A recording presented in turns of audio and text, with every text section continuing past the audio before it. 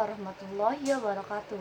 Sebelumnya, perkenalkan saya Fatika Nanda Mulyawati dari kelas 6A dengan NPM 1810631050149 dengan program studi Pendidikan Matematika Fakultas Keguruan dan Ilmu Pendidikan Universitas Singapura Bangsa Karawang. Sebelumnya, video ini dibuat untuk memenuhi tugas akhir ujian akhir semester mata kuliah Inovasi Pendidikan dengan dosen pengampu Bapak Dr. Haji Dadang Rahman Munandar. Nah, pada kesempatan kali ini saya akan menjelaskan mengenai model inovasi pembelajaran matematika dengan materi trigonometri untuk kelas 10 SMA semester 2. Video kali ini dibuat berdasarkan dengan RPP yang telah dibuat sebelumnya. Dan juga untuk modul pembelajaran yang digunakan yaitu modul pembelajaran kooperatif dengan tipe group investigation. Sebelumnya, ada yang tahu belum apa itu group investigation? Jadi, modul pembelajaran group investigation ini itu adalah kelompok kecil untuk menuntun dan mendorong siswa dalam keterlibatan belajar. Dan juga metode ini menuntut siswa untuk memiliki kemampuan yang baik dalam berkomunikasi maupun dalam keterampilan proses kelompok atau grup proses sosial.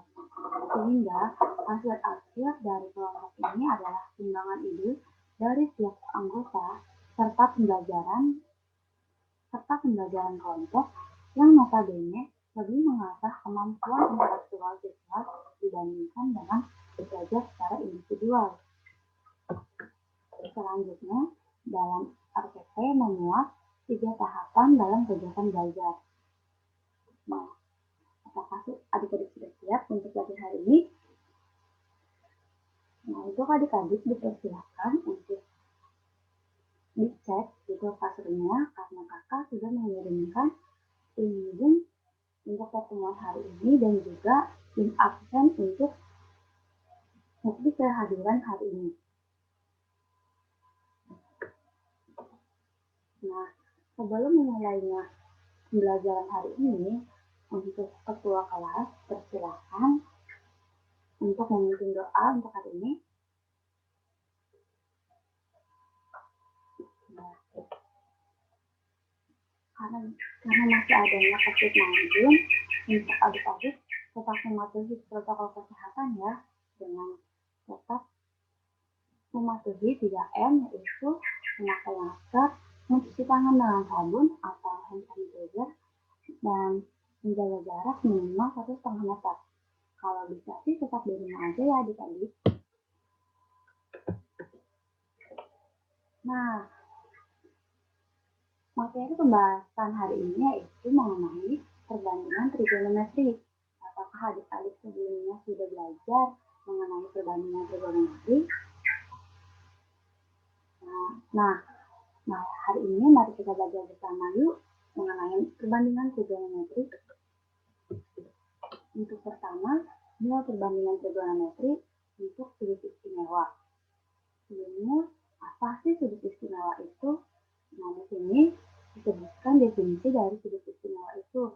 Sudut istimewa adalah suatu sudut di mana nilai perbandingan trigonometrinya dapat ditentukan secara langsung tanpa menggunakan daftar trigonometri atau kalkulator. Sudut-sudutnya yang dimaksud adalah sudut-sudut yang besarnya 5 derajat, 30 derajat, 45 derajat, 60 derajat, dan 90 derajat. Untuk nilai perbandingan trigonometri untuk sudut-sudut istimewa ini ditentukan dengan menggunakan konsep satuan. Dengan menggunakan konsep lingkaran satuan. Nah, terlihat pada layar gambar lingkaran. Konsep lingkaran satuan ini itu digunakan untuk mendapatkan nilai perbandingan trigonometri, sehingga diperoleh untuk sudut alfa diformulakan dengan P aksen dibagi dengan OP sama dengan Y per 1 sama dengan Y. Untuk kosinus alfa diformulakan itu sama dengan O P aksen dibagi dengan OP sama dengan X dibagi dengan 1 sama dengan X. Untuk sinus alfa diformulakan dengan PP aksen dibagi dengan OP sama dengan Y per X dengan catatan X tidak sama dengan 0. Selanjutnya, untuk perbandingan trigonometri pada bidang kartesius, di mana R menyatakan jarak dari titik 0 ke titik P, maka tanda dari R itu selalu positif, sehingga R itu selalu lebih besar dari 0. Perbandingan trigonometri berdasarkan tinjauan geometri analisis.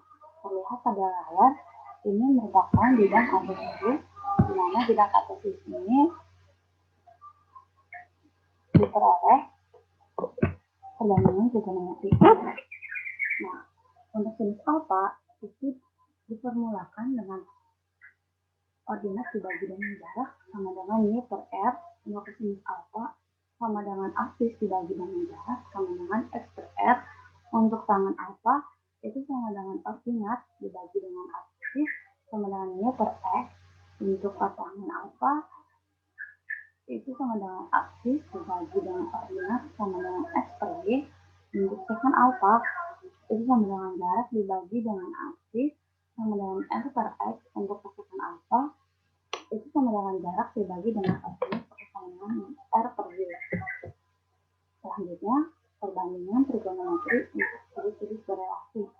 Misalkan satu sudut besarnya alfa derajat, sudut lain yang besarnya 90 dibagi dengan alfa derajat, itu dikatakan berelasi dengan sudut alfa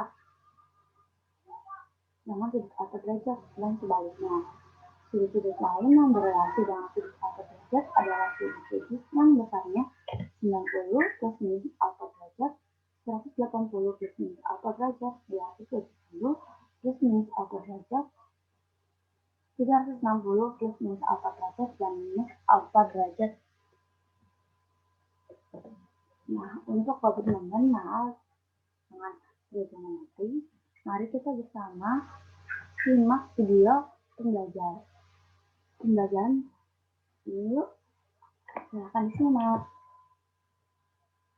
Perbandingan trigonometri. Trigonometri adalah salah satu cabang matematika yang banyak sekali manfaatnya dapat kita rasakan dalam kehidupan sehari-hari. Misalnya dalam bidang arsitektur, ia digunakan untuk menghitung kekuatan kuda-kuda dari suatu bangunan. Pada bidang teknik, trigonometri juga digunakan untuk mengoptimalkan kerja putaran pada mesin sehingga pekerjaan akan menjadi lebih efisien. Pernahkah kalian menaiki pesawat terbang?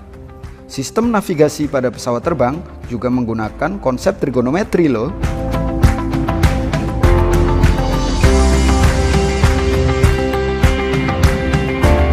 Apa kalian tahu cara mengukur ketinggian sebuah gunung? Tentunya bukan menggunakan penggaris ya guys.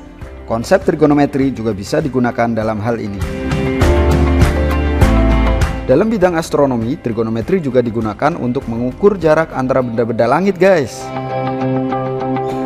Dan yang jelas, dengan mempelajari konsep trigonometri ini akan bisa meningkatkan prestasi akademik kalian di sekolah dan sukses melanjutkan ke jenjang pendidikan yang lebih tinggi. Mari kita mulai pembahasan kita tentang konsep dasar perbandingan.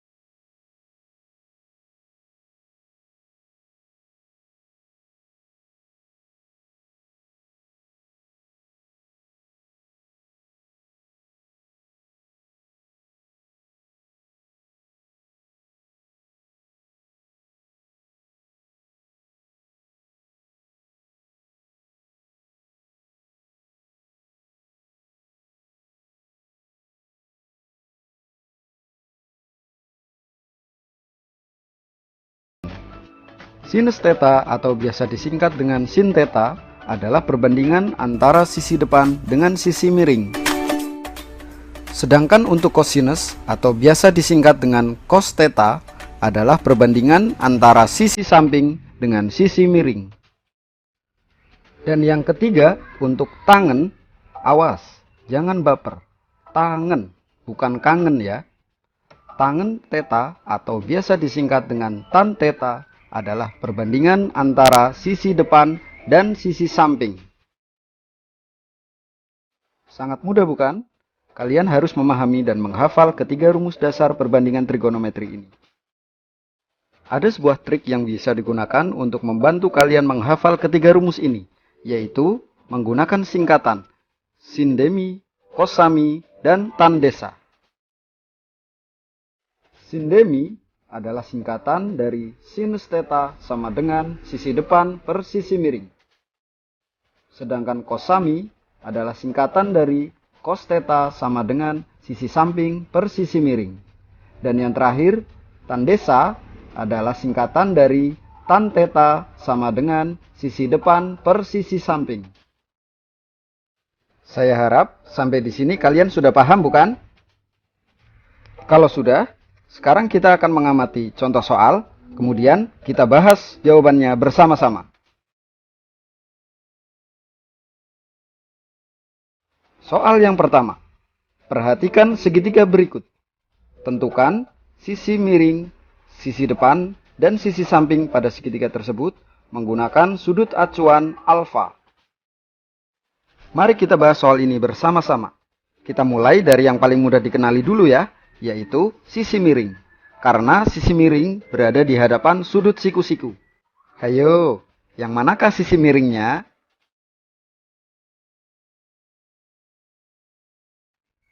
Ya, benar. Sisi miring dari segitiga ABC pada gambar adalah sisi AC. Selanjutnya, kita akan menentukan sisi depan. Sisi depan merupakan sisi yang terletak di hadapan sudut alfa. Kira-kira yang mana ya sisi depannya? Ternyata sisi BC yang menjadi sisi depannya guys. Menentukan sisi depan sudah. Kalau menentukan masa depan kamu sama dia, sudah belum ya guys? Tinggal tersisa satu sisi lagi nih guys. Berarti yang menjadi sisi samping adalah sisi yang belum kita sebut, yaitu sisi AB. Soal ini tergolong sangat mudah sekali bukan guys? Saya yakin kalian semua pasti bisa. Sekarang kita lanjutkan ke soal berikutnya. Pada soal yang kedua, kita mempunyai segitiga siku-siku KLM dengan siku-siku di titik L. Panjang LM 3 cm, panjang sisi KL 4 cm, dan panjang sisi KM 5 cm. Kita diminta untuk menentukan nilai sin theta, cos theta, dan tan theta. Masih ingat trik yang tadi kita bahas? Ya, kita akan menggunakan singkatan sin demi, cos sami, dan tan desa. Tentu kalian masih ingat bukan? Apa kepanjangan dari masing-masing singkatan tersebut? Nah, untuk menentukan nilai dari sin theta, kita akan menggunakan rumus sin demi, yaitu sin theta sama dengan depan per miring. Dengan panjang sisi depan sama dengan 3 cm, dan panjang sisi miring adalah 5 cm, maka nilai sin theta sama dengan 3/5. Berikutnya, untuk menentukan nilai dari cos theta, kita menggunakan rumus cos sami, yaitu cos theta sama dengan samping per miring. Dengan panjang sisi samping adalah 4 cm dan sisi miring adalah 5 cm, maka nilai cos theta sama dengan 4/5. Yang terakhir, untuk menentukan nilai dari tan theta, kita menggunakan rumus tan desa, yaitu tan theta sama dengan depan per samping. Dengan panjang sisi depan sama dengan 3 cm dan sisi samping sama dengan 4 cm, maka nilai tan theta sama dengan 3/4. Nah, sekarang giliran kalian nih guys. Saya sudah siapkan satu soal untuk kalian kerjakan di rumah sebagai latihan. Jangan lupa, kalau sudah ketemu jawabannya, tulis di kolom komentar ya guys. Semoga pembahasan kita dalam video kali ini bermanfaat untuk kalian. Apabila masih ada yang kurang jelas, jangan ragu untuk bertanya. Terima kasih, jaga kesehatan, dan tetap semangat. Nah, setelah kita menyimak bersama video pembelajaran tersebut, di sini kita dapat menarik kesimpulan bahwa trigonometri itu berasal dari bahasa Yunani ya, yang berarti ukuran-ukuran dalam segitiga atau segitiga, dan juga terlihat pada layar segitiga itu di mana sisi AB itu merupakan sisi miring segitiga. Kenapa dinamakan sisi miring? Karena sisi AB ini merupakan sisi terpanjang dari segitiga siku-siku, atau yang lebih sering dikenal dengan nama hipotenusa. Lalu selanjutnya untuk sisi BC itu merupakan sisi depan sudut alfa, untuk sisi AC itu merupakan sisi samping sudut alfa. Lalu kesimpulan yang ketiga itu didapatkan rumus untuk perbandingan trigonometrinya. Untuk sinus alfa itu ingat pada video sebelumnya, jika sinus alfa itu rumusnya DMI, di mana rumusnya itu depan dibagi dengan miring, atau sama dengan A per C. Untuk sinus alfa itu rumusnya sin sisi samping dibagi dengan sisi miring, sama dengan B per C. Untuk tangan alfa itu rumusnya adalah beta sisi depan sudut alfa dibagi dengan sisi samping sudut alfa, sama dengan A per B. Untuk sekan alfa itu sama dengan 1 per sinus alfa sama dengan C per A. Untuk sekan alfa itu diformulakan dengan 1 per sinus alfa sama dengan C per B. Untuk tekanan alfa itu sama dengan 1 per tangan alfa sama dengan B per A.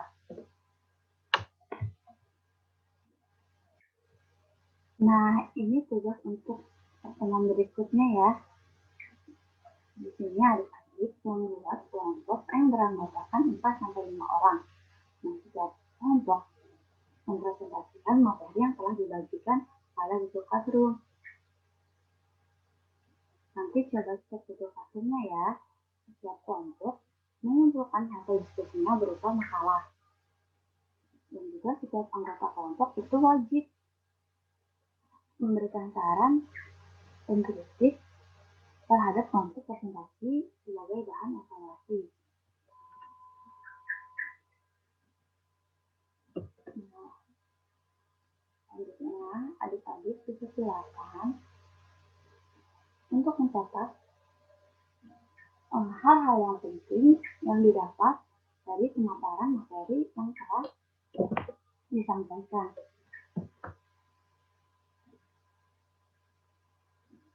Terima kasih adik-adik atas partisipasi hari ini.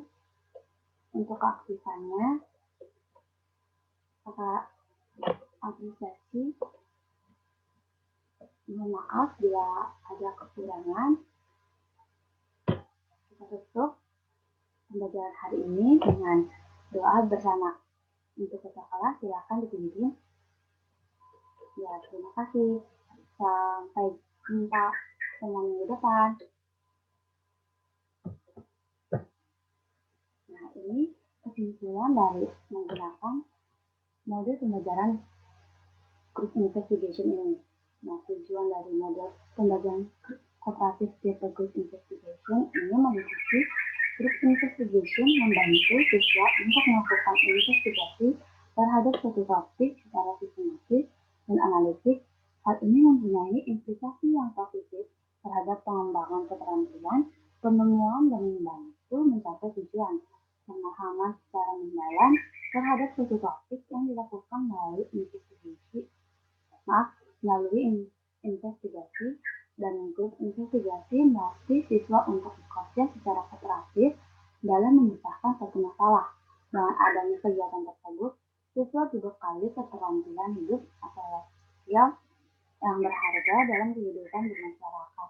Oleh karena itu, guru dapat menerapkan modul pembelajaran group investigation ini untuk mencapai beberapa hal, di antaranya dapat belajar dengan kenyamanan, belajar isi, dan belajar untuk bekerja secara kelompok. Cukup sekian yang dapat saya paparkan. Kurang dan lebihnya mohon maaf. Terima kasih atas perhatiannya. Wabillahi taufiq wal hidayah. Wassalamualaikum warahmatullahi wabarakatuh. Sekian, terima kasih.